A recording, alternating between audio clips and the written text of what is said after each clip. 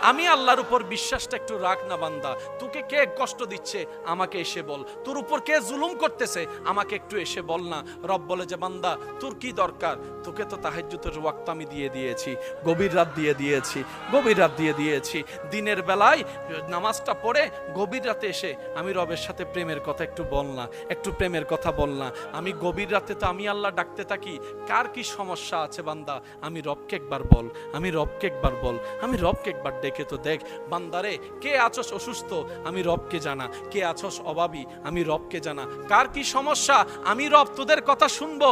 রব ডাকতে থাকে, রব ডাকতে থাকে, আপনি আমি ঘুমাইতেই থাকি, ঘুমাইতেই থাকি, ঘুমাইতেই থাকি। রব ডাকতে থাকে অভাবী কে আছো আমার কাছে আসো।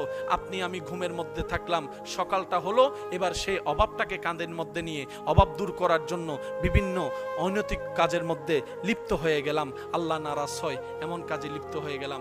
রব বলে যে একটু অপেক্ষা তো করতেই আমার জন্য। এই অপেক্ষাটার নামই হচ্ছে সবর, এই অপেক্ষার নামই হচ্ছে ধৈর্য। আল্লাহ বলছেন ইন্নাল্লাহা লা ইয়াজলিমুন নাসা শাইয়ান, আমি আল্লাহ কোন মানুষের উপর জুলুম করি না, কোন মানুষকে বিপদে ফেলি না, কোন মানুষকে কষ্ট দিই না, কোন মানুষকে মুসিবতে আমি আল্লাহ ফেলি না, আমি আল্লাহ ফেলি না। তো আল্লাহ এগুলা কিভাবে হয়?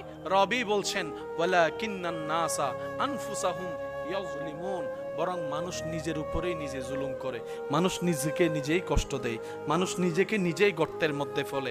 আমি আল্লাহ তো বলেছি মাদক সেবন করা আমার পছন্দ না, কিন্তু মানুষ নিজেই মাদক সেবন করে নিজেই নিজের অস্তিত্ব নষ্ট করে ফেলে, নিজেই নিজের শরীর নষ্ট করে ফেলে। কথা বলেন ঠিক কিনা? আমি আল্লাহ তো নিষেধ করে দিয়েছিলাম বান্দা অভাব হোক আর যাই হোক সুদে লাগিস না, সুদে লাগিস না, আমি রবের হুকুমের অপেক্ষা কর, আমি রবের হুকুমের অপেক্ষা কর।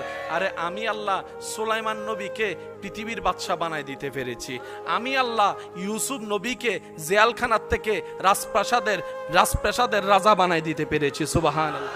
আমি আল্লাহ ইউনুস পয়গম্বরকে 40 দিন মাছের পেটে থাকার পরও আমি আল্লাহ ওনাকে মরতে দিই নাই, ওনাকে মরতে দিই নাই। আর আমরা মানব জাতি এই খাবার অর্জনের জন্য, পরিবারকে খাওয়ানোর জন্য হালালও বাছাই করি না, হারামও বাছাই করি না, 2 নম্বরই করো।